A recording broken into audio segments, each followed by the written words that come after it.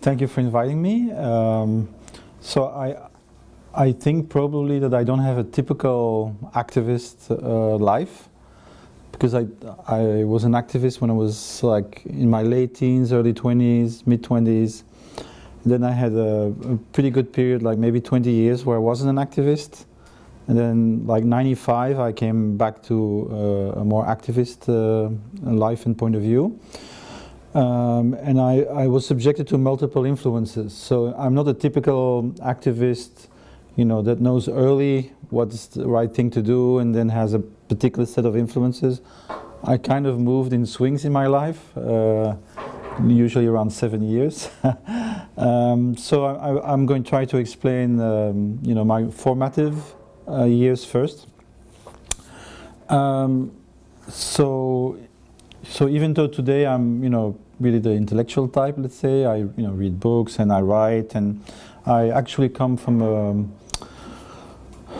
like a working class background. So both my parents didn't go to school beyond 13 years old. Both of them were half orphans. So my father was from the city of Ghent in Belgium. He was Flemish. He had a mother, but he had no father. And my mother, who came from a Jewish background, but she was rejected by her father and by her mother.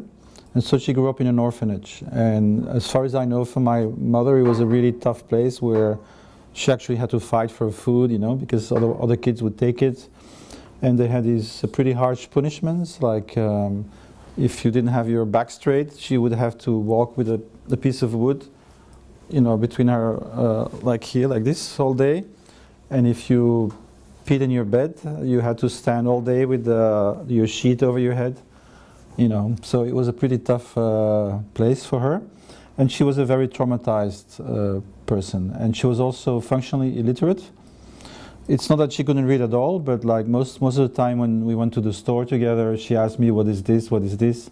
And, you know, and I had to read the packaging and stuff like that. And so when I was a baby, it was for me a very traumatic start of life.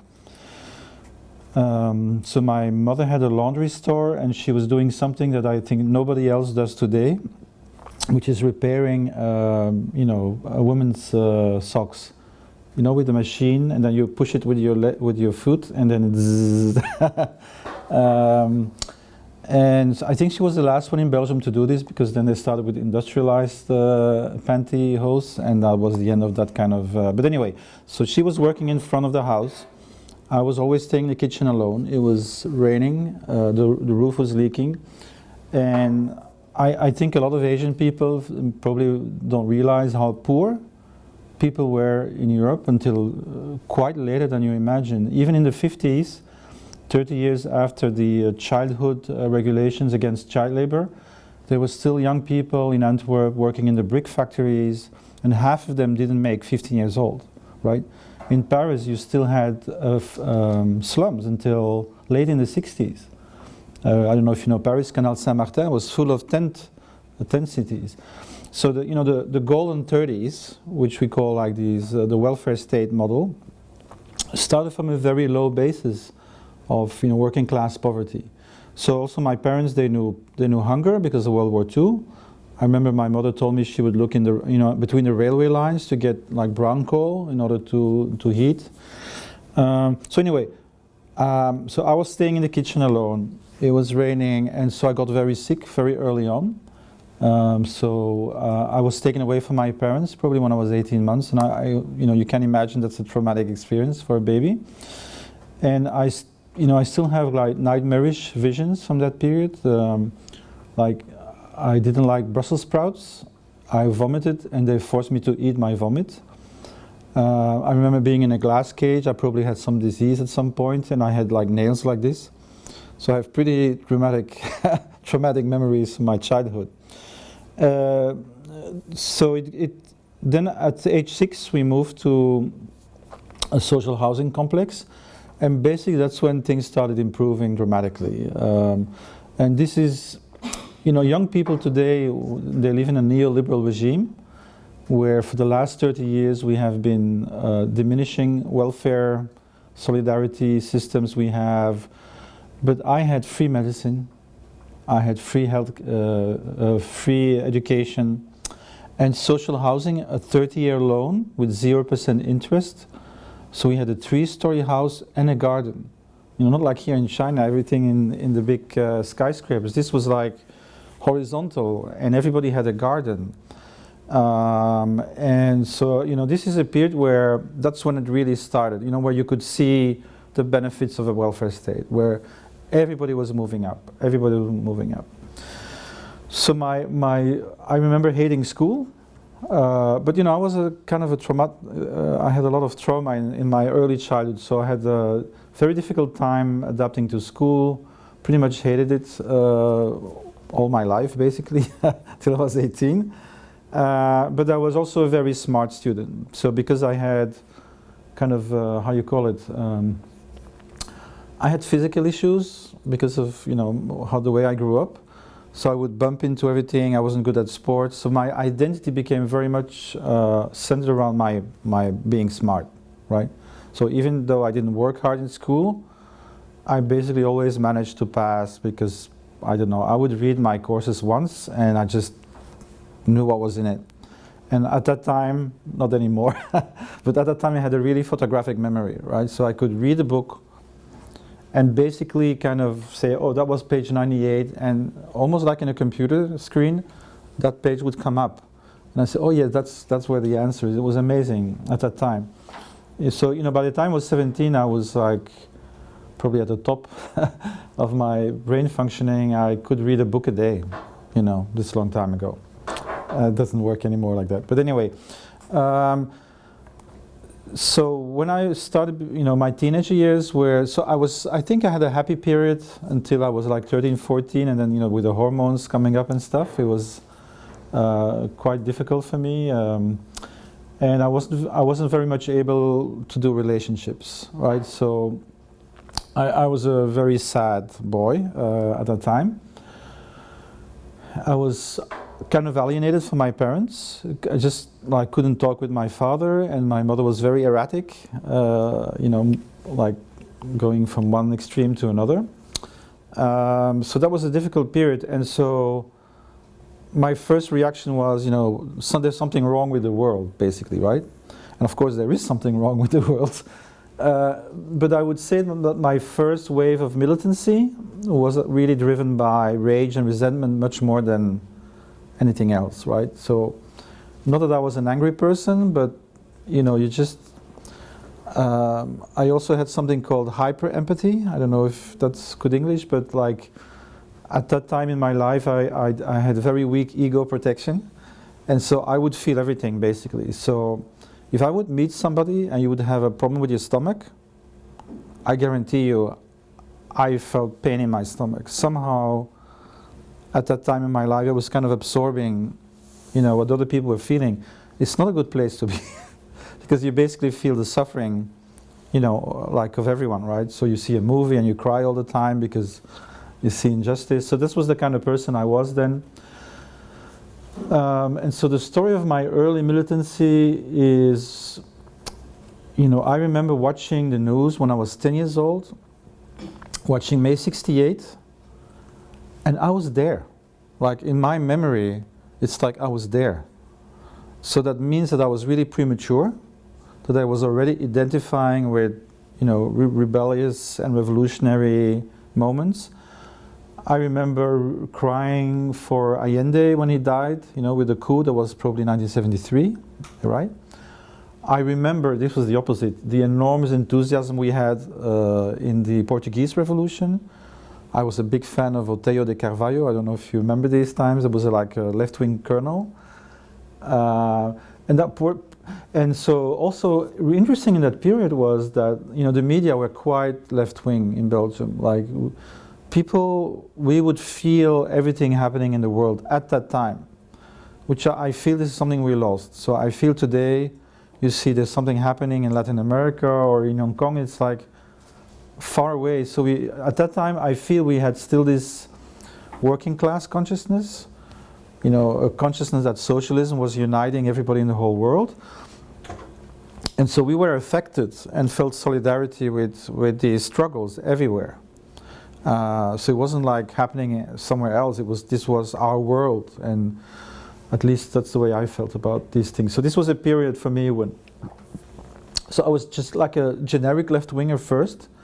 And one thing I remember is writing something about the education system when I was 14. And I was a Marxist without knowing it. Like, I really made a class analysis of education. And my teacher said, "You didn't write this." And that was like a little trauma for me, because he wouldn't believe at 14. So he thought I had copied it somewhere. And I never forgave him. I was very angry at this. But so I was premature, but I wasn't really connected to any specific movement. I was just kind of like shopping around, looking at, but you know, I was active in the school council. I was active in campaigns against NATO and, you know, buying new planes, stuff like that, right? So then when I was 17, I went to the United States. I went to Rancocas Valley Regional High School in Mount Holly, New Jersey. And I don't know how to explain this, but it was in one way a very liberating experience. You know, you're away from your parents, you're on your own. I could study what I wanted, so I barely knew English at the beginning, but at the end I was like the fourth of the whole school.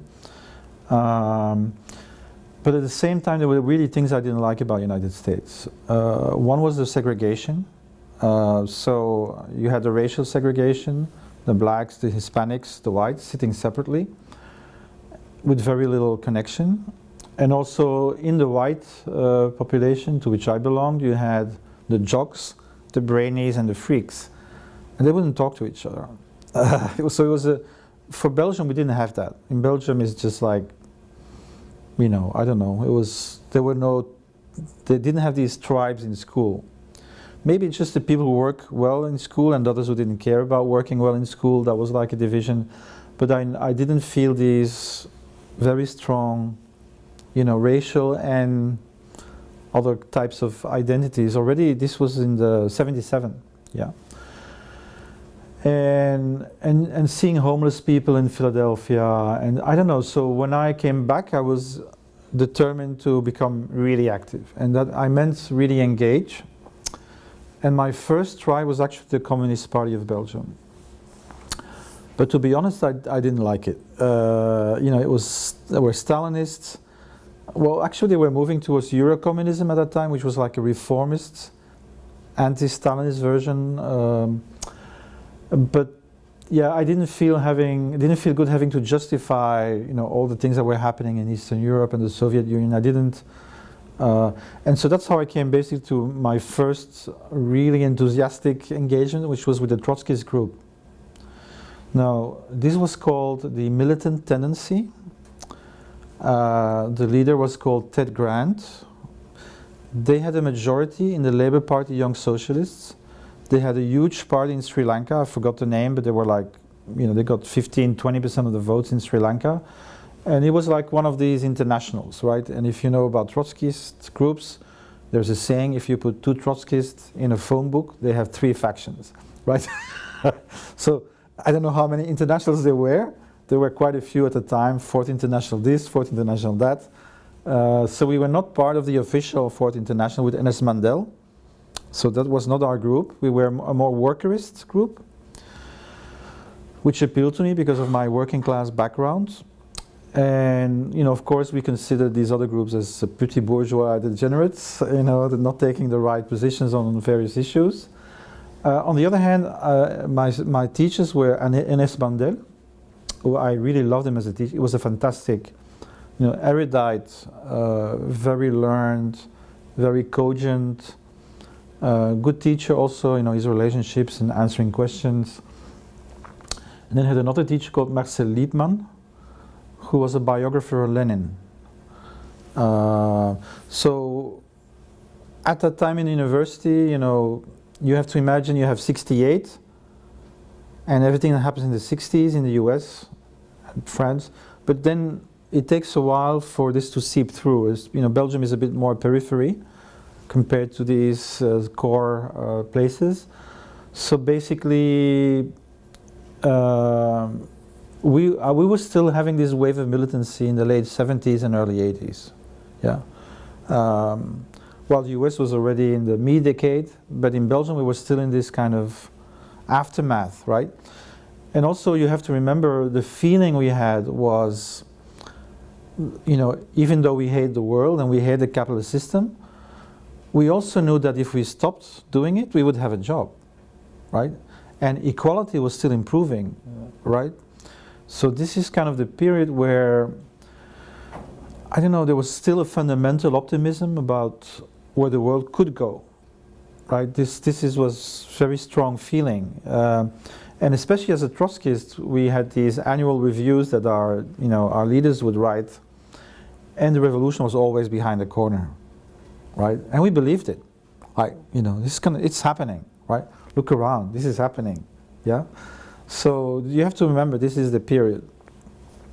So I was active in a movement called Active Left Students. I was one of their leaders. We had a newspaper called Vonk, which means the spark, Ishkra. And yeah, there was a life of militancy. And so I basically did this for 7 or 8 years, if I remember it correctly. But gradually at the end of this period, I became disenchanted. And because the first signs were coming that the world wasn't evolving in that direction. So this is the time of Thatcher and Reagan, right? I don't remember exactly the years when this happened, but think early 80s, right? And so for me, one of the problems was that within the movement, like, we're winning, the revolution is behind the corner. But then I would go up at 5 o'clock in the morning selling the newspaper, and the workers would basically shit on us, they didn't care, So this kind of discrepancy between having in a small movement where everything was rosy and saying, next the revolution is going to break out tomorrow, and then seeing how people were reacting more and more, this was a counter-revolution, right? And so I think this is pretty much like a classic process in society where you have a revolution, more and more extreme in a way, more and more radicalizing, and then somehow other people say, no, this is not what we want. And so then the pendulum switches to counter-revolution. So that was typically for the period 70s revolution, 80s counter-revolution. But of course they never go back to the situation before the revolution, right?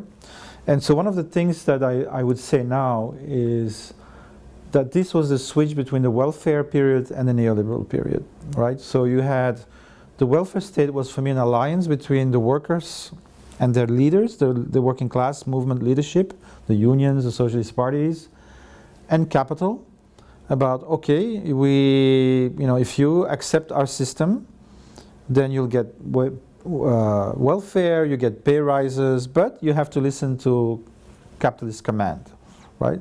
And if you work hard and we become more productive, then your wages will go up. So this was like a social contract which worked until the 80s.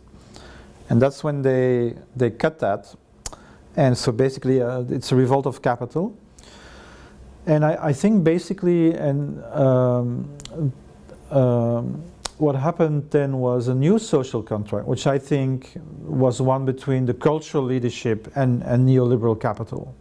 So you can have your rock and roll, you can call your boss with a first name, we'll be more horizontal in workspaces, you can be more creative, but workers, we can't afford to give them as much anymore. And so I think this is a period where we decided to do globalization, to move industry to the global south, and to basically start the big disintegration of the labor movement.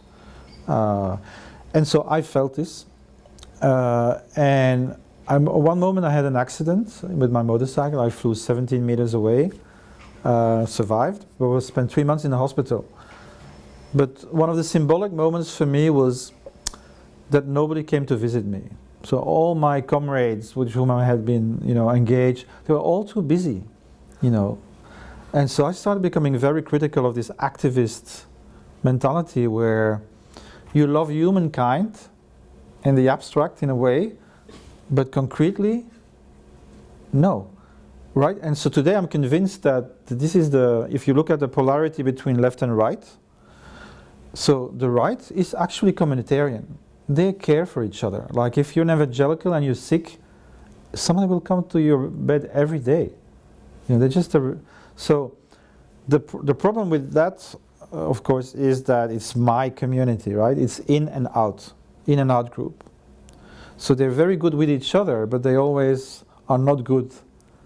Generally speaking, you know, I know I'm generalizing, but I think this is a true. And then the left has this much more broader inclusionary vision of who should benefit from solidarity, you know. So it's kind of the circle of care expands. The problem, of course, is that you cannot concretely love everybody, right? So then you become. The danger is that you become solidarity with an idea, you know, of what people are or what they should be. And so this is what I felt at that moment, but because I was so unhappy in my relationships, in many ways, so my conclusion after this accident was, okay, the world is not going the way I want to.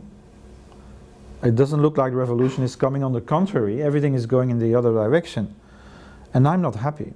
So in other words, if I can do the revolution in the world, and if I want to be happy in my life, I have to do revolution inside.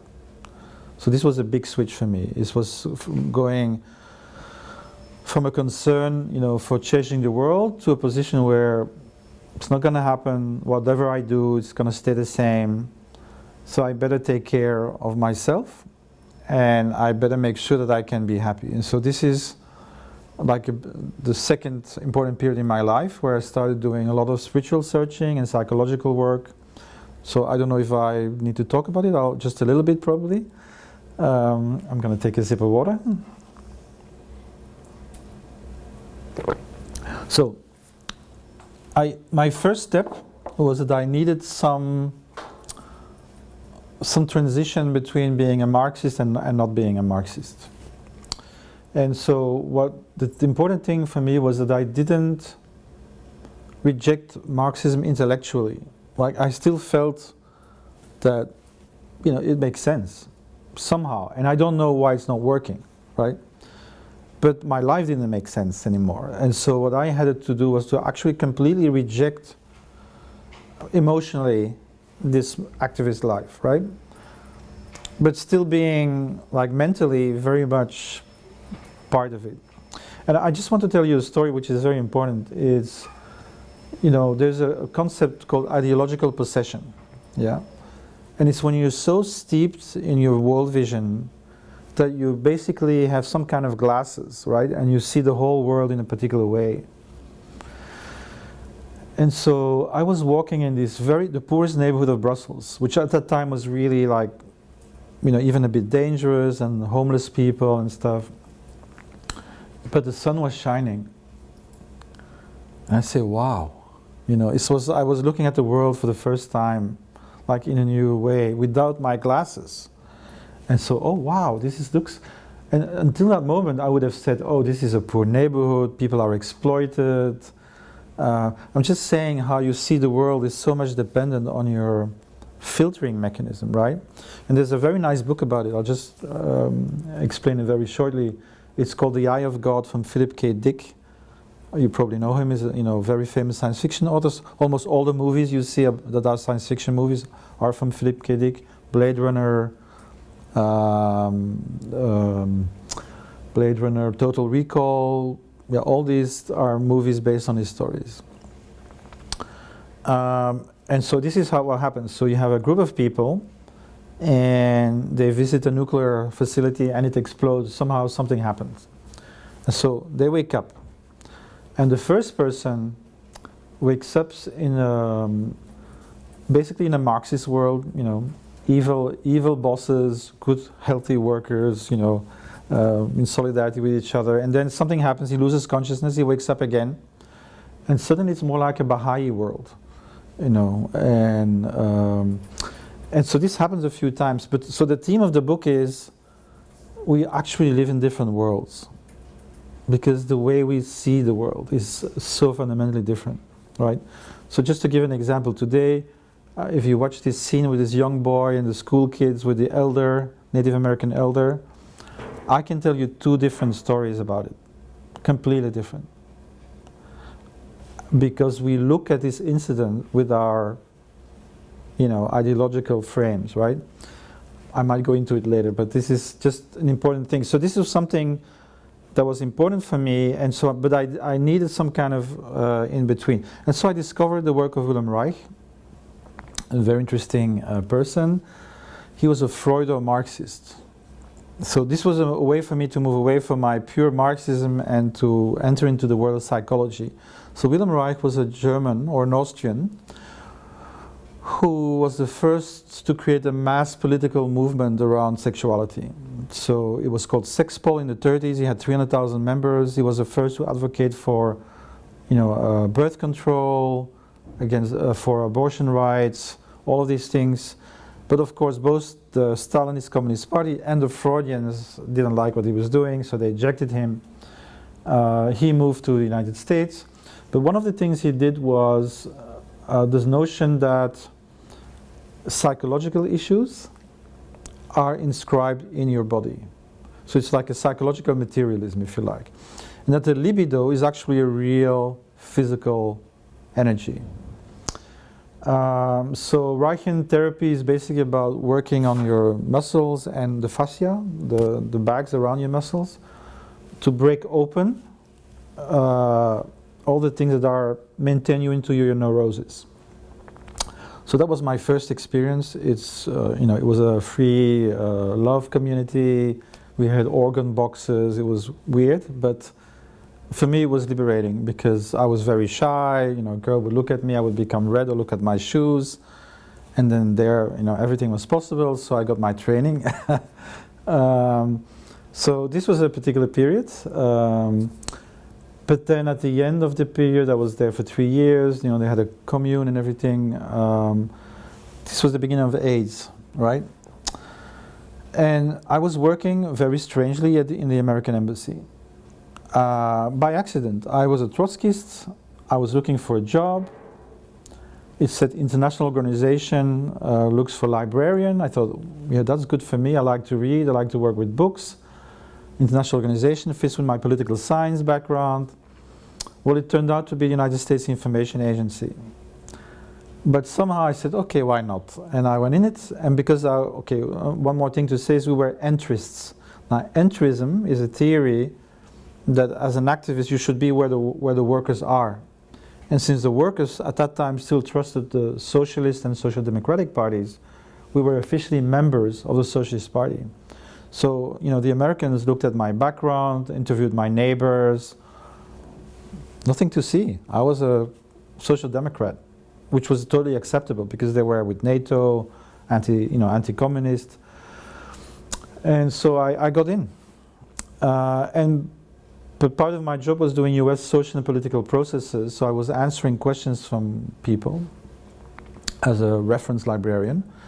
And so I discovered AIDS way before anybody else, right? So being in this community, when having many partners, I was saying this is dangerous, right?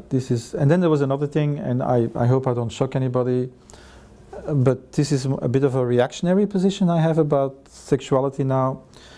What happens when people are totally free in their choices is basically that women start competing for the alpha males, right? So you're totally free, but it's like neoliberalism. Winner takes all. And I was a beta male, right? So you get really treated very badly in this kind of situation. So there were things happening, and we were the second-rate men in this community. It wasn't always fun. And then you have these feelings of jealousy because you can say, okay, we're all for open relationships, but actually your gut doesn't agree with you, right? So you have your gut saying, okay. So I left. And then I started doing more regular psychology, but the California style things is called the Human Potential Movement. Esalen, I don't know if you know this is in California, big center, and Fritz Perls from the Gestalt was there, Abraham Maslow was there, basically all the founders of the modern therapies went through Esalen, right? And so I did all that stuff. Encounter groups, EST seminars, and you should see it as a kind of the counter polarity of Marxism, right? Marxism is, at least the way I interpret it, and probably wrongly, but like, I'm unhappy because the world is a bad place. We're actually all good people, but structures keep us from being, you know, in this cooperative, natural way. So we think the system is bad, right? The problem, if you have a too extreme view of this, is of course that in a way you're a victim, right? Because it's the school, it's your parents, it's your education, it's the system, it's everything, and you don't have control about these things, in a way, right? So in a way, there's a danger to this kind of militancy that you construe a theory of victimhood, right? This is the other polarity. It's completely opposite. It's like you do an EST seminar with Werner Erhard, and it's like 3 days, it's like in a prison. You cannot even go to the toilet without asking permission. And they put just pressure on you. And the basic theory that they use is anything that happens to you is you. If you're handicapped, it's you. Don't complain. You've chosen it. I know it doesn't make any rational sense in a way, but maybe you can understand that if you've been in the other polarity, it's actually not a bad thing to experience the complete opposite polarity. Because hopefully you end up somewhere in the middle, right? Now, if you stay in that polarity, I think it's equally a bad thing, because it's like extreme narcissistic vision of the world, where, you know, everything that happens is because of me. Well, what about the others? You know, and of course, logically, it doesn't make a lot of sense to me. And so basically, you know, if you look at Western therapy, especially if you compare it to Eastern visions of, especially Hindu Buddhist visions. So if you would be a Buddhist, what you learn is, I'm not my body. I'm not my thoughts. I'm not this, I'm not that, right? So you kind of objectify all the things that you experience as being not you, and you is pure consciousness. That is not everything that you can. But the Western vision is just the opposite. You know, this comes from Christianity. God comes down to earth. He incarnates, and in other words, you know, the body and the world are really physical expressions of the divine. And so first there's chaos. God creates order, right? So if you're a Christian, but also if you're post-Christian, because we're all influenced by this 1,000 years of history, you're in the world to change the world, to make the world a better place. Yeah, you're not like a Buddhist say, you know, I go away from the world, right? I go samsara, illusion, I want to go to nirvana. It's just the opposite. So if you do therapy, what happens in the Western context of therapy is that you do the opposite, is to, I am my body, I am my mind, I am my relationship. So it's kind of, you learn to take responsibility and to not to objectify. It's just the opposite, right? But for me that was really useful. And then you do body exercises, group exercises, and you know, I could tell you stories about how this works, and it's kind of amazing. It's a lot of this is very close to Chinese brainwashing techniques. I don't know if this is interesting for you. I just go on, right? But so the idea, like psychosis, is what you have if something goes wrong before language, and neurosis is what you get when something goes wrong with language, right? Because I felt that I was an intellectual person, I thought all these verbal therapies are not going to work for me because I'm too clever, right? So I really chose to do really hard stuff. For example, going to a community called Human University, where they had therapies for heroin addicts. Now, I never used drugs myself, but I thought if it's good for them, it will be good for me. My idea was you have to go really, really, you know, to extremes in order for all these things to come up. So you don't sleep for 3 days, they make you wear 30 kilos of stones in your backpack. I had to play the Nazi, you know, because they thought I was passive aggressive, which was true at the time. So I had to play this very authoritarian bully, a lot of psychodrama therapies and stuff. I had hallucinations. I mean, it was an interesting period, and it was like the first time in my life where I hit bottom, right? So, and this is a good place to be. Like when you hit bottom, you have to make a decision. It's like, no, this is not a life I want. This is not what I want. Anyway, then came a second step for me. So first psychology, and a lot of people do psychology eventually turn up with spirituality, right? Life is more than matter, and there's sense making, and there's maybe forces in the world. So that was my second period. So I did a lot of stuff, Sufi workshops, Zen Buddhism, meditation, but I ended up with Osho, Bhagwan. I don't know if you remember this guy, Indian guru, based in Pune first, 99 Rolls Royces, people, sannyasins in red with a mala here. So I was part of that group. I went to Rajneeshpuram in Oregon, and if you have time to watch it, Netflix, Wild Wild Country, amazing documentary, because it went all very, very wrong, but it's very interesting to see. It's like reality is worse than more unbelievable than fiction. So Bhagwan is interesting because he was a genius. What he did was like make a synthesis of all world religions, but give a hedonistic twist to it. So it was really, for me, the first theoretician of neoliberalism, in a way. Because what Bhagwan did is destroy shame and guilt. Don't feel guilt, don't feel shame, just go for it, right? But it was also very narcissistic. So most religions have a horizontal scheme, right? You have the vertical scheme, you and whatever is up there. But then you have the horizontal scheme. You have your religious community and your solidarity and your charity. With Bhagwan, none of it. It was all about your experiencing the divine and going for it. But in a way, it's a good training, especially if you want to be an entrepreneur or anything like that. It's like, why should I feel shame and guilt? Just go for it. All this baggage.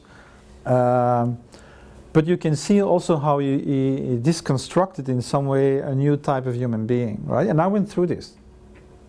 And so maybe without surprise, after that, I said, okay, I'm not finished yet. So then was a phase of, so this is Eastern stuff, right? And I did different things, and then I said, okay, why don't I go look in my own tradition? So I went into the esoteric stuff. So I had a teacher of alchemy, I was a Rosicrucian, I was a Templar, I was a Master Mason, different things like that. So I was really studying the Western esoteric traditions. And maybe I'll tell you a few things about it. So one thing is the Rosicrucian experience was very strong for me. So this was a Gnostic Manichaean movement. So basically their theory is, this world is shit. Sorry, I don't know if that's good for the camera, okay? This is a bad world. So the God that created this world cannot be a good God. He must be evil. So in other words, Jehovah is evil. But there's somewhere else, the real God, in a world where everything is perfect and static. And so the way you imagine this, you have to imagine this, is in this world you cannot do anything. If you want to be a good person in this world and you want to do a good thing around you, don't even bother, because you're going to create evil somewhere else. Yin yang, right?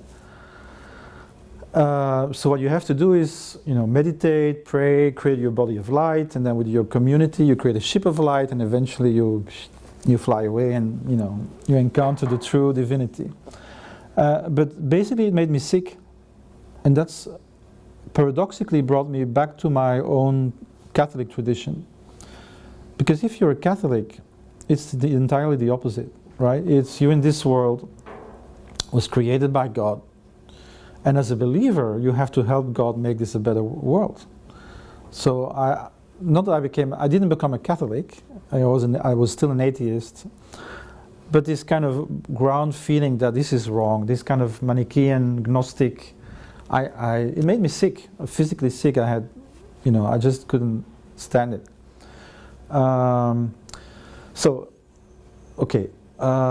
Anyway, so I could go on. This is an interesting period. I learned a lot of things, but I also, very importantly, I traveled through the religions, right? So you can see the world from a Buddhist point of view, from a Christian point of view, from a Sufi point of view. I think for the brain this is great. Not just the brain, but it's like, because most people, we are so determined, right? By our upbringing, and this is the world.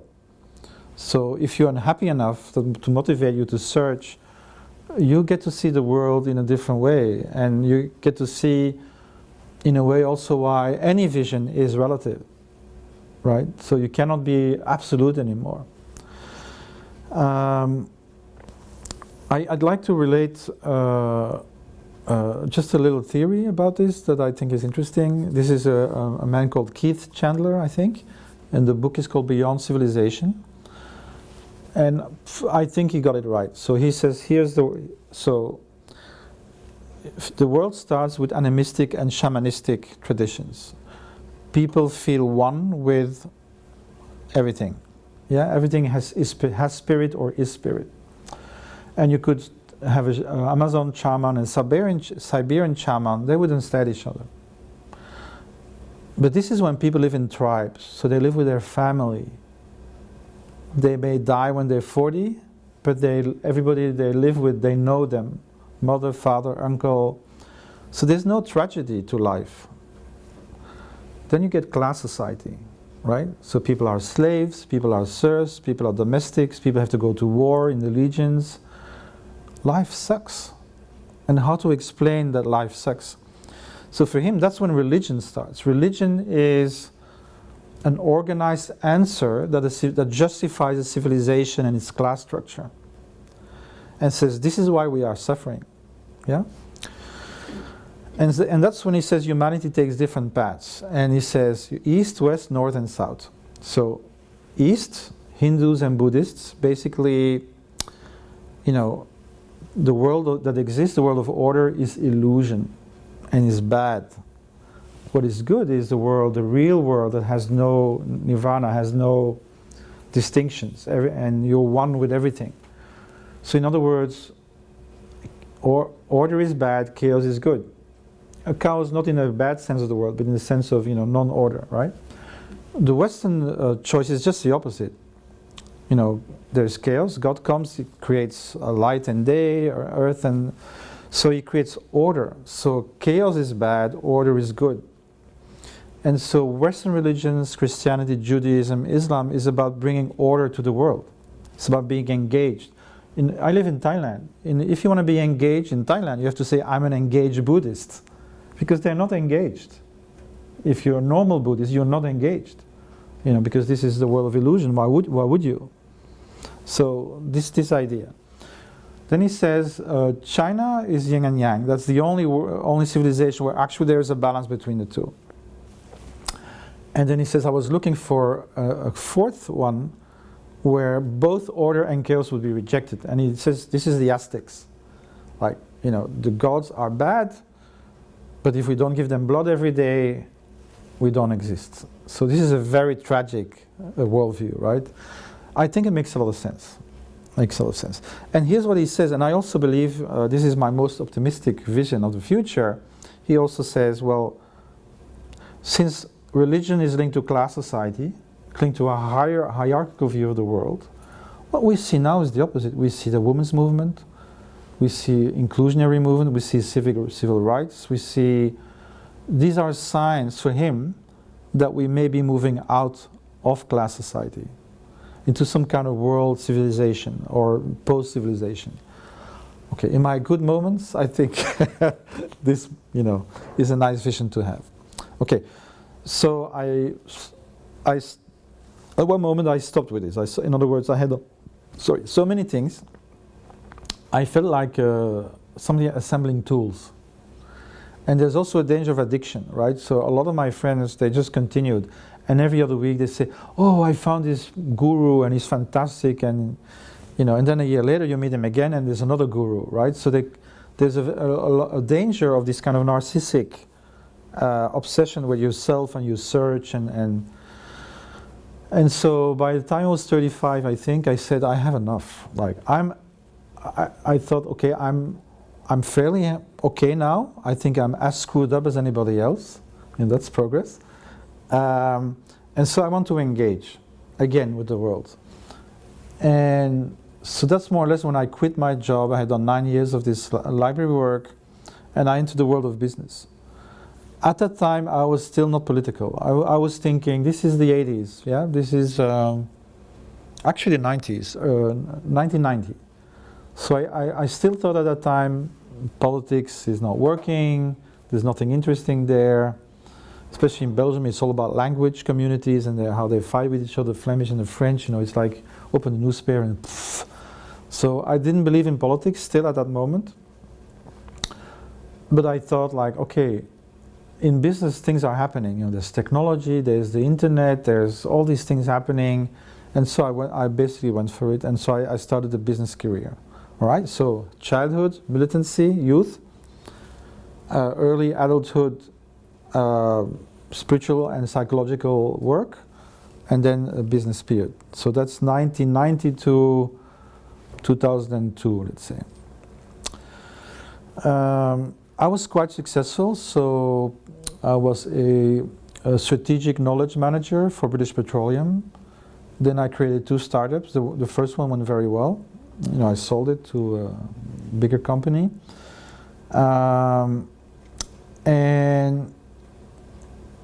But as I was becoming successful with that, I also started seeing the signs in the world that the world was going in a wrong direction. So I think around 95 is when I started having doubts. Like, what am I doing? Does this give enough sense and meaning to my life? Is the world going the good direction? It didn't seem like, the early days of climate change. This was the time of the alter globalization movement, the Zapatistas.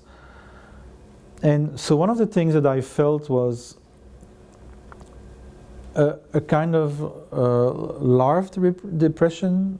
So you can have a real depression, but you can have some kind of like a half depression. I don't know how to say it. And basically, why was it? Because I was somebody who had always believed the world should be a more just place, but I've given up, right? I thought, I may want this, but there's clearly not what is happening in the world. And so when you give that up, it's like, I live in a shitty world and I can't do anything about it, right? So this feeling was always there. Like, even though I might have had success and earn more money, but this feeling that this is not the right thing, this is not the right way the world is functioning, was always there. And so that brings me to 96, 97. And this is a break year. This is my annus horribilis, as the British Queen said at some period of the time. I think in 2008 she said it. The Queen Elizabeth said, this is annus horribilis. Like, this was the big crisis. Everything went wrong, right? So it went wrong in my life. I had a very passionate relationship, broke. That was the worst. My father died. My mother got Alzheimer. I discovered I was stealing money from my second company. And actually the shareholders turned out to be, mafia types. I had an intellectual guru at the time called Ken Wilber, which I didn't talk about yet, but and that didn't go right either. So I had a really big crisis. I just want to say a little bit about it. It's interesting, I think.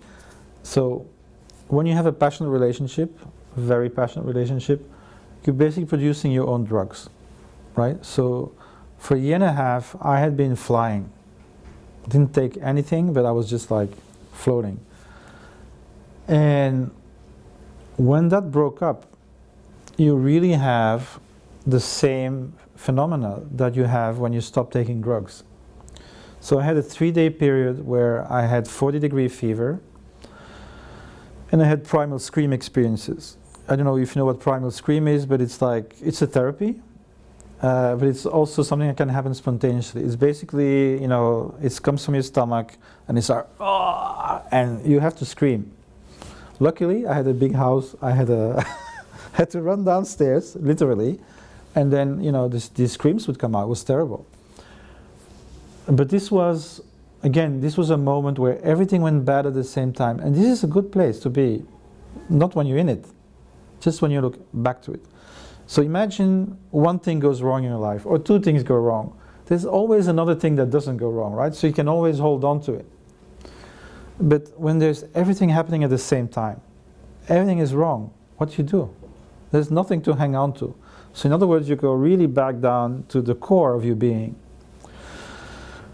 And so for me, that was like, I am somebody. So I was 42. I was thinking, I've never really been very happy in my life, except for, you know, this period I just came out of.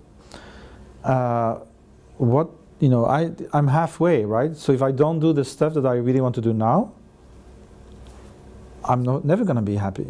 And so this is when I switched to saying, I want to change the world. This is me. You know, I don't know how to do it. I don't know how to be successful in it. But if I want to be happy, I have to reconnect with this energy of my youth. But at the same time, because I'm more mature, even though this was a bad passage, it's with a completely different energy. And so this is important for me, that you can have an activism which comes from a lack, from a feeling of rage and resentment. This is very dangerous. Thank God we didn't take power, you know, when I was 20. Thank God. Because you're righteous. You think you're right and everybody else is wrong, right? You know better. There's an entirely different feeling when you feel like, actually, I got more or less my act together, and I want to give. I have an overflow of energy that I want to use. Does that make sense? Anyway, so that was a period for me when I would be reconnecting with my youthful idealism, but in an entirely different context. I'm doing a lot of self-work and all of that, right? So there's a little time lapse between the decision of changing your life and then actually being able to do it. So so one of the things I did then was so I quit my job and I created a magazine and made a movie. And this was part of this movement of integration. So bringing together the world of business, technology, spirituality, that was the first integration already, right? So this movie is called Techno Collapse, the metaphysics of technology and the end of man. Man in a inclusive meaning. And it's basically about, and I believe this myself, so I think we are actually transcendental beings, meaning we are always pushed beyond our limits.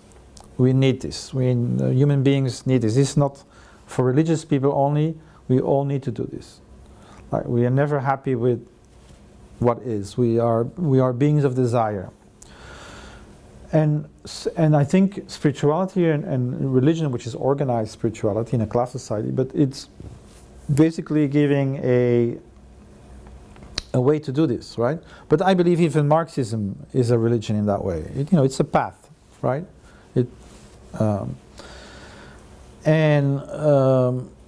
So what happened in Europe, of course, is in the 16th century, more or less, we decided, we don't need this, right? We don't need transcendence. There's nothing out there. It's just us. It's just matter. And what I believe is that if we don't recognize this need for transcendence, then we will use it unconsciously and project it. Yeah. So I believe technology is a religion. And so the documentary was about that. It was, if you take, for example, the 64 siddhis, powers that Buddhists believe you can get through meditation, you can make a comparison with all the technologies we're building. There's a one-to-one, telepathy, out-of-body experiences. We're all doing this in technology. Technology is like magic. you know, calling somebody on the other side of the world, you know, being in Skype, you're actually somewhere else, right? You're close to a person who is in a different place. You know, doing this and the light goes on. I mean, so technology for me, and this is the danger, is this fusion between transhumanism as an actual religion of technology and capitalism is a very dangerous thing, because it's an unconscious religious impulse that doesn't recognize itself. So this is what the documentary was about. And then I started moving to the left. You know, I went back slowly but surely to my original feelings about the world. But here was my problem. I want to be engaged again. I don't think the traditional Marxism is working. So what do we do, right? So that was what I kind of had to do. And at one time I thought, I have to reread Marx. So I wasn't enthusiastic about having to do that. And then I fell on Tony Negri and Michael Hart, Empire. And somehow that was the right book for me, because, you know, this was a time when the left was anti-technology, internet. You know, in Europe we were saying internet is an American conspiracy. So there was all this kind of very negative feelings in the left, like, you know, and normal, right? They had known 2 decades of defeat. And actually one of the ways I think I'm so optimistic basically is also because I wasn't there, right? So if you're a leftist and you went to the 80s and 90s, my God, you know, it's like terrible. But if you were an entrepreneur like I was, you're optimistic, right? You're building a company, you're doing something positive. So I wasn't affected by this kind of depression, right? So I think what Negri and Hart brought at that moment with Empire was actually this kind of epic feeling. Again, you know, like, yeah, something good is happening. Globalization is something we can use. You know, it's not just bad, it's something we just creating new conditions for revolution. And because he had absorbed Marx, but also Deleuze and Foucault, it was like a good shortcut, in a way. I mean, I did spend a year and a half reading, you know, Foucault, basically Foucault, a bit of Deleuze, getting into the postmodern moment, which I had missed when I was a student. I felt I needed that. And then I read Multitude magazine, which is the Negri kind of tendency in French. It's, you know, I read like 24 issues. So I read Empire. I probably understood 1/3 of it. Then I read Multitude magazine. Then I reread Empire and I understood it. So this took quite some time. But that was my break, right? To kind of, okay, so that was the first step. The second step was, well, how do we change the world today? And so I decided to take a sabbatical. So I quit my job, self-financed a 2-year sabbatical. And I had already met my Thai wife, and I asked her, you know, would it be okay for you if we moved to Thailand? And of course it was okay, because Thai people are very family oriented. They really suffer when they're separated from their family. And for me it was an option, because I had some reserves. If you live in Belgium, life is expensive. It's like, psst, you know? I thought, okay, in Chiang Mai, the cost of living was about 1/4. At that time, now it's 1/3, but at that time it was 1/4. So I figured, you know, I can finance my sabbatical, don't spend so much money, and so that's what I did. And I used that time for a historical inquiry. So I thought, basically, how does the world change? So I started looking 5th century, 10th century, 15th century.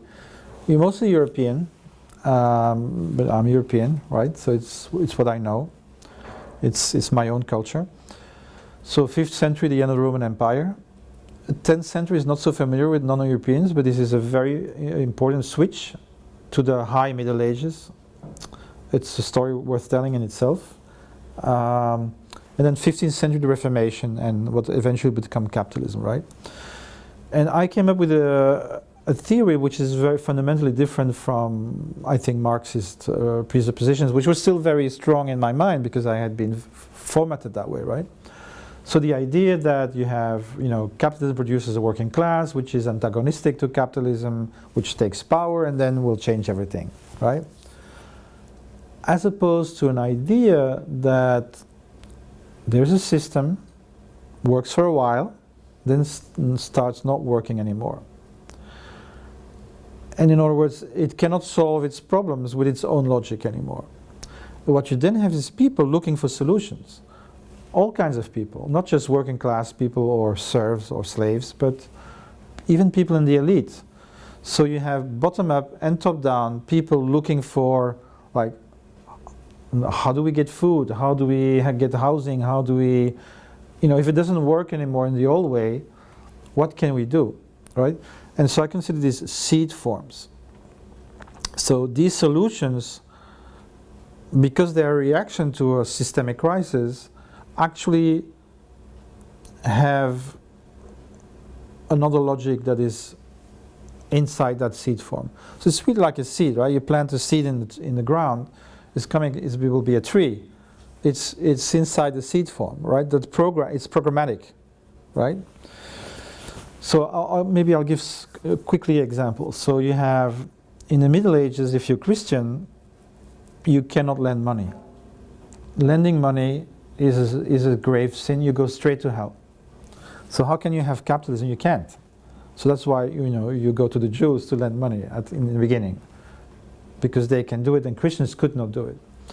But then you have the Italian cities coming up, and a lot of people say, well, why can't we lend money? So slowly you have this idea of purgatory. It takes 3 centuries for the Catholic to decide that there's actually something in between, right? You have hell, you have heaven, but there's purgatory. And if you give money to the church, they will pray for you and clean your sins. So it's very much like merit in Buddhism. It's just the same. And we call it indulgences. Because you actually got papers from the church that said, these sins are absolved, right? Which is how they financed their Gothic cathedrals, basically. Then you had the printing press. Suddenly knowledge becomes in the vernacular language, not in Latin, which only a very small minority understands. And it can be spread out horizontally, with little printing companies moving around in the European cities. And so the church lost control. And then you have double entry book accounting. So all these are seed forms which are not feudal. They are prefigurative signs of the coming capitalism. And that's what I'm thinking today, right? I'm thinking the same way. I'm thinking crowdfunding, crowdsourcing, peer-to-peer, the commons. All these are signs that people are looking for solutions which are no longer actually capitalist solutions. And anyway, so that's basically how I started doing this, by observing all the instantiations of this peer-to-peer logic that were emerging everywhere, the way activists were organizing themselves. Think about the Zapatistas, right?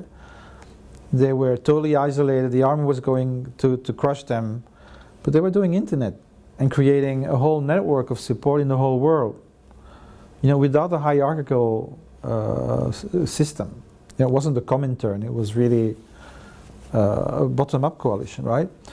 How the Alta Globalization movement organized, how Occupy organized itself, how the Yellow Vest organized themselves. It's all new. But also how the open source economy works, how the blockchain economy works.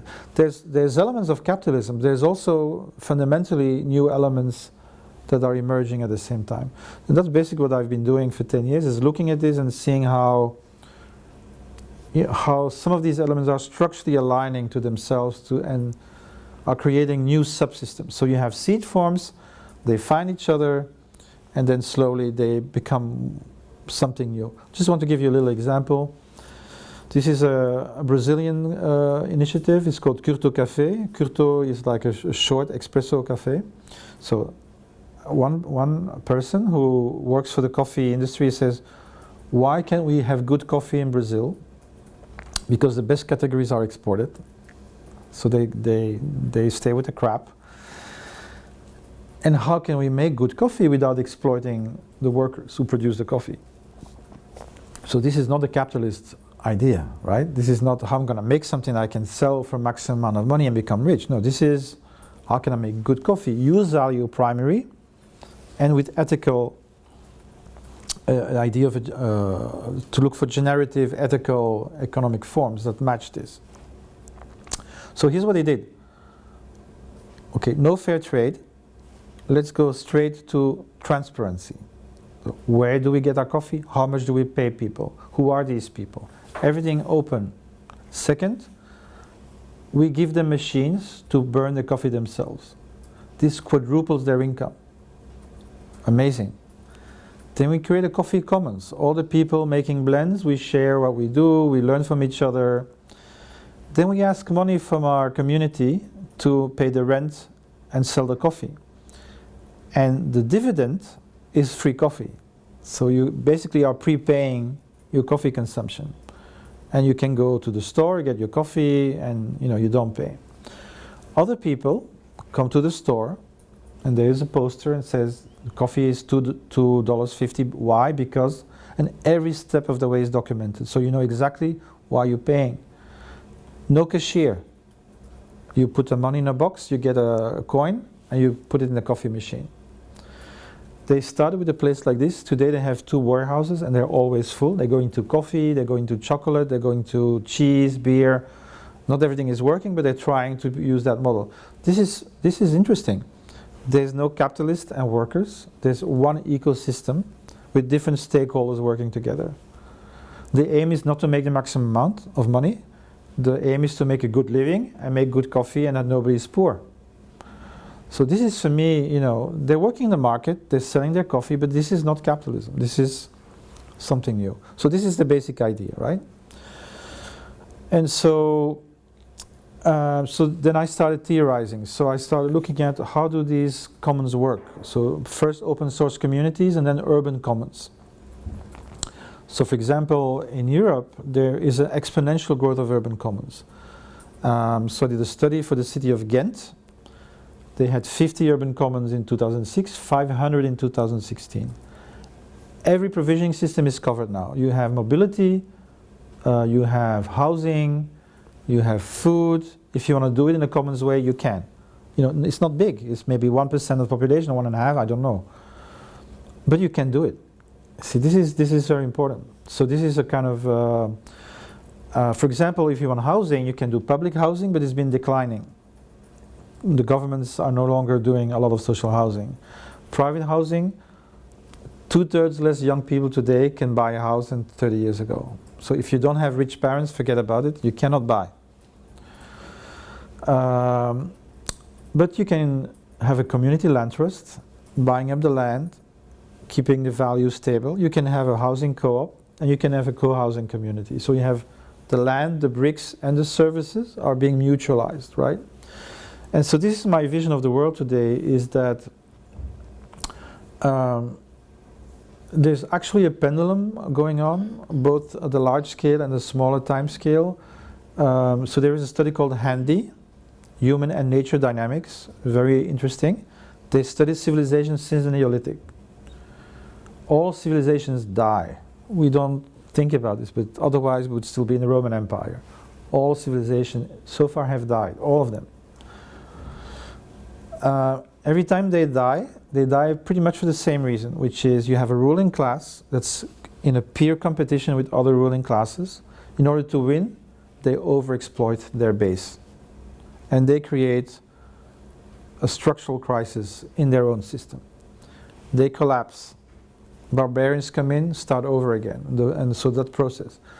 The thing is, whenever this happens, actually they have mutualization. There's a book about this, Mark Whitaker, Ecological Revolutions and the Eggshell Religions, and he shows it very clearly. Japan, 12th century, China, 15th century, Europe, 5th century. Whenever you have a collapse of civilization, there is remutualization. The Christian monks share knowledge all over Europe, live in collective housing, so they have a middle class life, at a very low cost. Technically, spend all their time inventing new stuff, and they become very rich because all the surplus is always invest in the ecosystem, not in the rich people, right? This happens in Chinese Buddhism, Japanese Buddhism, Catholic monks in Europe. So for me, we are in a similar situation. But now we have a world civilization in crisis, nowhere to escape. And so people who have an anticipatory consciousness are already looking for solutions, and we need to study these solutions and see where this is going. So I looked at the commons, open source communities, urban commons. How does it work with the market, right? So in other words, why do we have capitalism? Because we had capitalists, right? So we've always had merchants, but except for Europe, merchants were always part of the state and controlled by the state. In Europe, we have no empire in the Middle Ages, so we have free cities, guilds, working class manages the cities for 3 centuries, merchant guilds also. And so capitalism grows and becomes dominant and then takes over the state, right? So we have capitalism because capitalists developed capitalism over 4 centuries, 5 centuries. We'll have commons because commoners are building a commons world. And so what it means is when a commoner looks at the market, he will say, well, how can I make this work for me? So a lot of pessimistic left people always say, well, capitalism will always win, will take over, co-op. No, this is like defeatist. What you have to do is like, how do we co-opt the system? How do we make it work for us? So if we have Uber, Airbnb, how do we make platform co-ops? If we have hyper-capitalistic blockchains, how do we make a commons-oriented ledgers, right? So this is all the stuff we are looking at. How people, and so I'm also looking more at the transnational rather than the international. So the nation state is weakening because it cannot compete with transnational capital. So the old left-wing idea of taking over a state is not going to work. As soon as you take over, they just kill you, not physically, but in terms of sanctions and economic sabotage and closing down the money stream. Look at Venezuela, look at Syriza. This is not the way. At the same time, people everywhere are creating transnational communities. Like if you do permaculture, you're not doing it locally, you're doing it transnationally. Yes, you're doing it locally, but you're learning from everybody who's doing permaculture in the world. So this is the kind of idea, right? And so how can we connect more transnational communities, create counterpowers? Okay, I could talk a long time about this. This is about my life and not the ideas, but just to give you a basic idea. Can I say a bit about the P2P Foundation? So after these 2 years of sabbatical, I started doing a blog, a wiki, and in other words, my idea was, let's work hard and do interesting stuff so that people come to me, right? And that started happening in 2005. And then at some point I said, okay, we need some structure, and that was a P2P Foundation.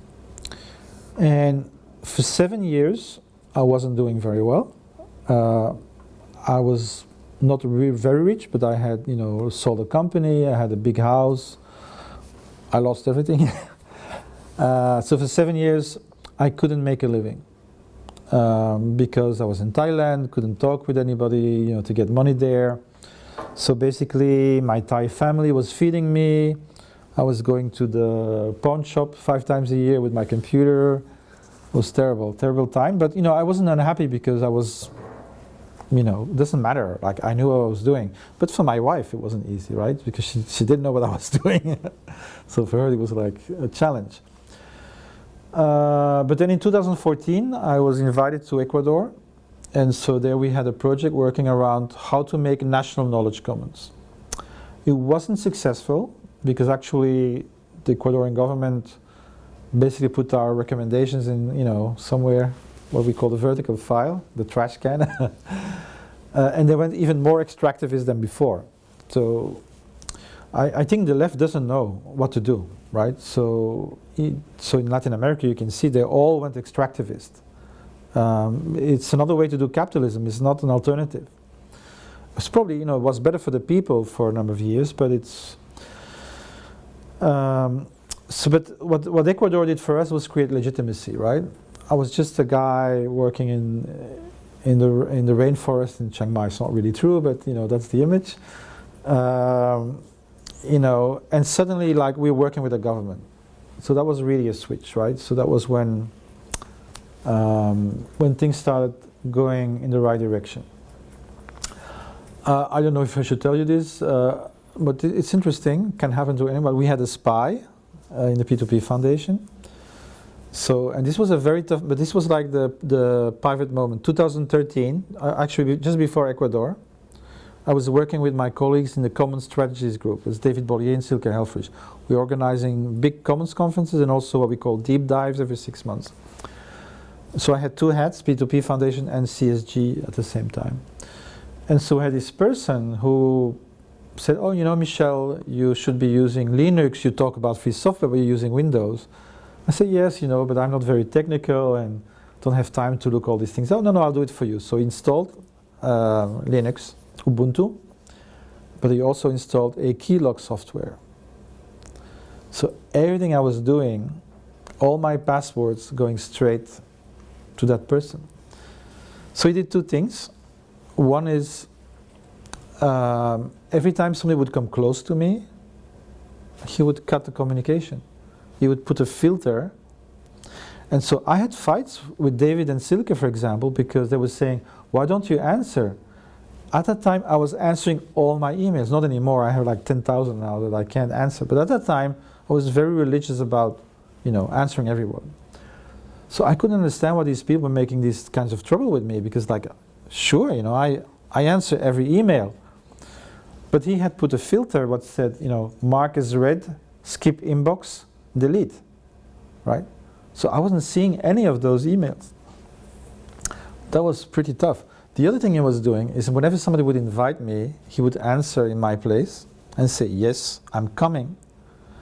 And then 3 weeks before, he would say, I am not coming, but I recommend this other person, which was him, right?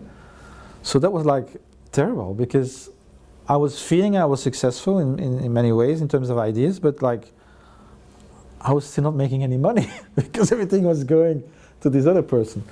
But anyway, so that was just before Ecuador. And then Ecuador kind of like breakthrough, and then we found out about this spying. And then Ghent, of course, was also very important. So that was with the city, but now it's really, a lot of things are happening is city. So this is going around the world that we've done this. So this was the second step in our evolution, commons market, and this is commons public, right? So in the first case, we talk about reverse cooptation. We talk about transvestment, which is transforming capital in commons. So we talk about new types of licensing to protect the commons, all kinds of stuff. This is more about public commons relationships. Just how can a city organize itself so that it can stimulate autonomous activity by its citizens and commons-oriented civic initiatives. And I think this is very important because, so this is a really basic idea. So we are in overshoot. We're using too much human footprint on nature. Half of the insects, half of the birds, half of the fish have disappeared in the last 30 years. Climate change, peak resources, all these things are coming a lot faster than we expected. And so how can we solve this? Okay, one way is to say everything is going to collapse. 90% of people are going to die, and the survivors will live in, like monks and stuff, like in the past. We'll die again when we're 40. Stuff like that. So this is like not a good scenario, right? And when I say 90%, I'm not kidding. So if you look at the Inca civilization, which, like any civilization, contracts and grows, and so whenever people lost their link with the Incas, 90% of people died because they didn't have the complex agricultural knowledge that the Incas had. The Incas had this techniques.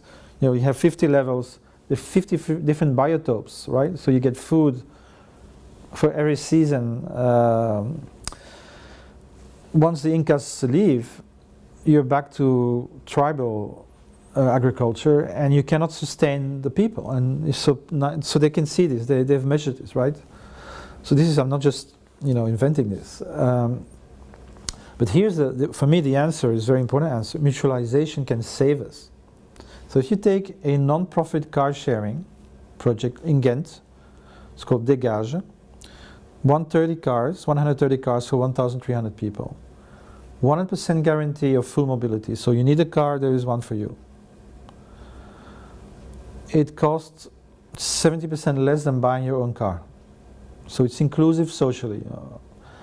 And it uses, so every shared car replaces 9 to 13 private cars, right?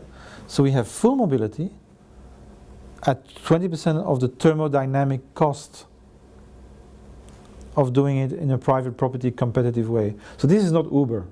Uber is the opposite. Uber has a competitive view, which means that every driver competes with each other, has to be in the right place, the right time to get a client. So they drive even more than before. Yeah?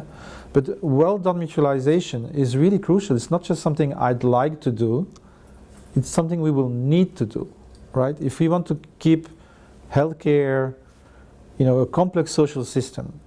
And I think we have to, because the problem is we have Fukushima, we have nuclear energy, right?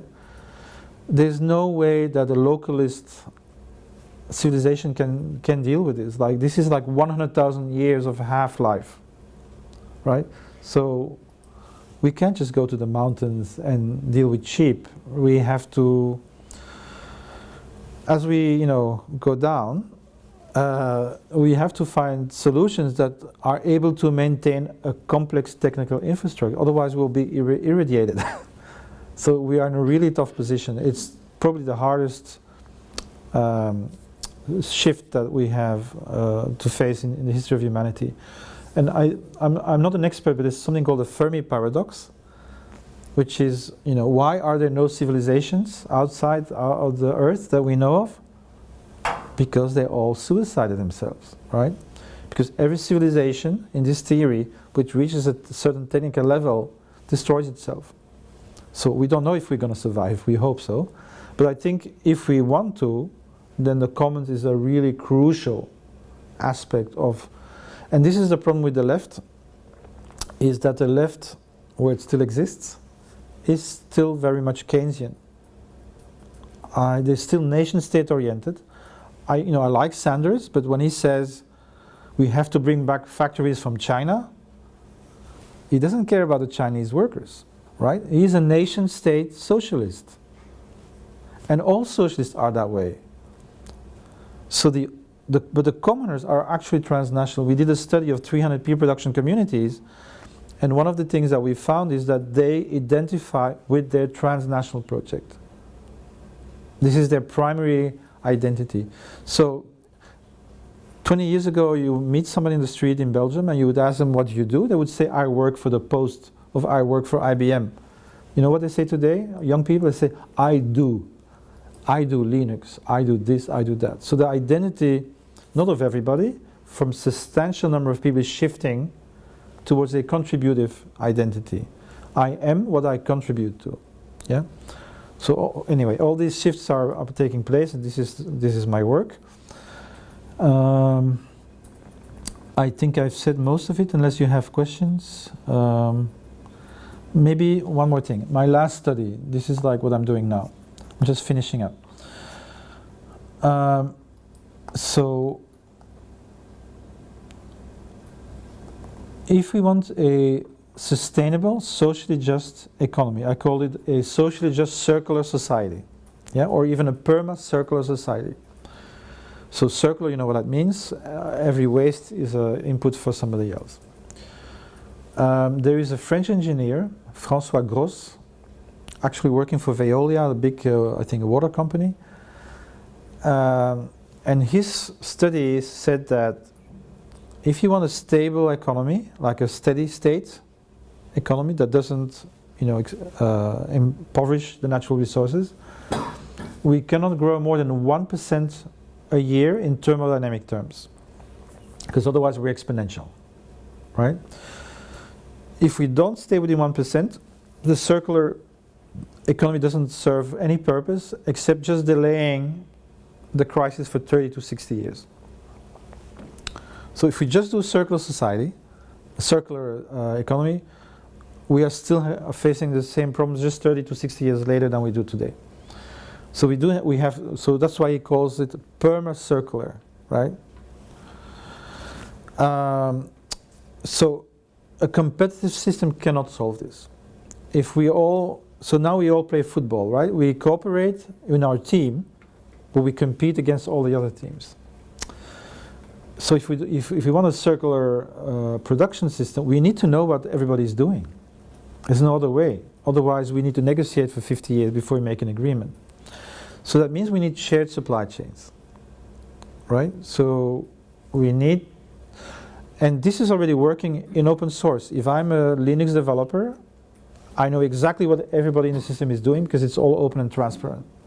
And we do still have IBM and Red Hat competing in the marketplace, but they're using the same common set of resources. So it's common-centric already. It's common-centric capitalism, but it's common-centric. They all have business models that are centered around their cooperation in the open source software that they need and that they work on. So this is the first important shift from competitive systems to ecosystems, right? So there's a lot to critique about the blockchain and Bitcoin and all of that, but the good thing about it is this is representing that shift. If you look at the blockchain economies, it's a system that uses incentives to align stakeholders. So you have the miners, the developers, the users, the companies, and they all basically work together, even though they're also competing in the market, but they all work together in an ecosystem. It's an extractive ecosystem at this stage, but it's an ecosystem, right? So this is interesting. So this shows that it's technically possible to do. So we have now distributed ledgers, and accounting systems are absolutely crucial. So the first writing, as you probably know, was a ledger in Sumeria. That's the invention of the state. The temples managing the rice inflow and outflow, and writing down what comes in and comes out. Then capitalism was created because of double entry book accounting, which is a particular vision of the world. If you use double entry book accounting, is what comes in, what comes out, and what am I accumulating. There's no ecosystem view. There's no externalities. You don't see them. Yeah. So we need flow accounting, and this is called resources, events, actions. It's no double entry. It just tells you where you are in the ecosystem. This already exists. Then we need contributive accounting. Contributive accounting is how pre-production works. It's not labor as a commodity. It's we're all doing something together. How do we recognize each other's input? So what's the contribution? And you have to define this as a community. This and this and this will recognize as an input, and we will. So this is called contributive accounting. And then we have thermodynamic accounting, which is we have so much that we can use at the world level. This is called global thresholds and allocations. Then we have context-based sustainability. In my context, as a region or company or corp, this is what I can use, and this has to be visible in the supply chain. So the planetary boundaries have to be integrated into our accounting systems. So just to give you an idea what I'm working on now, this is the kind of, and then the big news is I just joined the electoral list of the Greens, so I'm a candidate for the European elections. But I have not an electable place right now. I'm in a symbolic place. It's called the last place on the list. We call it list pushers. So you have the list pullers and you have the list pushers. So, but it's a symbolic position, right? It gets more attention than the people in between. And so my priority is ethical livelihoods, sustainable material production, and policy and politics-based transitions at a societal level. What kind of regulations that we need to, and so my recommendation for the left is to move towards a transnational position. So, of course, the nation exists, But next to the nation today, we are growing virtual nations. Blockchain communities, open source communities are virtual nations. They organize themselves, they have their own state, the Floss Foundation, that manage their common good. They have, they're always connected to everybody in the world for their projects. There's a lot of digital nomads working now. In Chiang Mai we have 25,000. So these are people who are working on the computers and can live anywhere in the world. And they go to Medellin, they go to Tenerife, and they go to Ubud, and they go to different places in the world to work.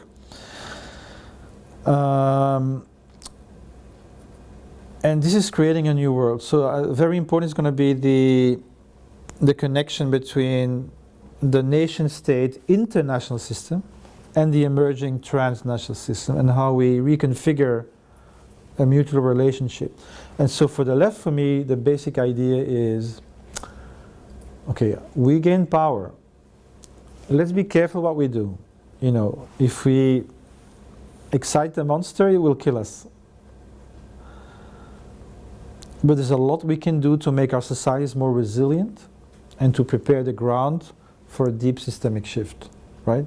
So I would, if I would, be in a position where I could do this, this is what I would do. How can I stimulate my citizens to be more autonomous, to work together with other places in the world, and to create mutualized provisioning systems that are light on the planet? So mutualizing mobility, transportation, so that's the same, housing, and work together with all the cities in the world, for example, to create mutual open source depositories, so that we all can do fair BNB in all the cities in the world. We can all do mini-ride, we can all do community land tours, we can all do, right? So that we would build this basic global infrastructure that would spread not through the nation level, but that would spread laterally, right? Think about swarming bees. So, one of the things I really like is the Cisterciensers. It's the community of monks in the Middle Ages in Europe. And when there were 48 people, they would split and send out 24 to find another space where they could make their own monastery. And within like 70 years, they had like thousands of monasteries, right? So this is how I see another form of change, right? This is not like taking power and then top down. This is like spreading so much, and then when the system collapses or disintegrates or declines, to have alternatives that people can go to. And then of course you need to defend yourself, you need to find political power, social power. That doesn't change, right? But the thing is, first you build power, right? This is actually what the labor movement did. We forget this, but they had mutualities, fraternities, even gym clubs. I mean, when I was young, that was still existing. We had, you could choose the Christian Democrats, the Socialists, the Liberals, and we all had their own infrastructures. So in the 19th century, we started building up all these alternative systems. It's only because they had this, and because capital was afraid of the Soviet Union, that they got all the welfare state reforms, right? But there was something there. This is a big problem today with Occupy and Yellow Vests, is they don't build resources. It's a flash in the pan, you mobilize, you get millions of people, and then what? And then it collapses again. So we need really to build capital, not as capitalists, but capital for the commons, basically. That's beautiful. Sorry for speaking. It was very good. Okay. Yes. Maybe a few words about your family. I think you are very happy. Yeah. Yes. I live in Thailand, in northern Thailand, which is a matriarchal society. Of course, it has changed over time because it mixed with the patriarchal system of Siam. But matrilinear heritage systems. So I live under a benevolent dictatorship, a dictatorship of care. So my wife is Thai. I have 2 kids there, are doing very well. And then I have 2 kids in Europe, in Paris, for my first marriage. They're doing quite well as well. But they are very different from each other because of the cultural settings and everything. So I spend my life until now basically half of my time traveling or being outside of Thailand, and half of my time in Thailand. When I'm outside of Thailand, I work way too much. I have to meet 3-4 people every day. I do 120 conferences a year. You know, I went to Australia, had 20 conferences in 10 days. It's exhausting. I actually have adrenaline fatigue because, you know, when you speak, you mobilize your adrenaline, and then, so I've done it so much over 10 years that the doctor said I had. So I have the problem of female CEOs. So if female CEOs have this, because females are, generally speaking, not so competitive in their mentality. So it's very hard to be a female CEO in a very competitive male environment. You know, they always have to do like this, basically. So they get this thing, it's called adrenaline fatigue, yeah? And I have the same, because of the physical, you know, of being like performance. And then when you have it do it too many times over time, it's not good for your body. You produce a lot of toxins. But then when I'm 6 months in Thailand, and I take my family 2 months with me. So we are 8 months together. And I work at home, pick up my kids every day, spend 2-3 hours with them. So it's working for me, you know. I have to work less for sure, which is a hard thing to do. Because I'm passionate and there's a lot of demand for what I'm doing. But when I'm home, it's, you know, I have family, I have my tribe, you know, and all my wife's family. My mother-in-law has like 13 brothers and sisters, and they have 3 and 4 kids, and they have then 1 or 2 kids. And so they come to visit, you know, once a year or once every other year. So I like this combination between East and West, you know, this kind of post-civilizational synergy. Yeah, it's a pretty good life.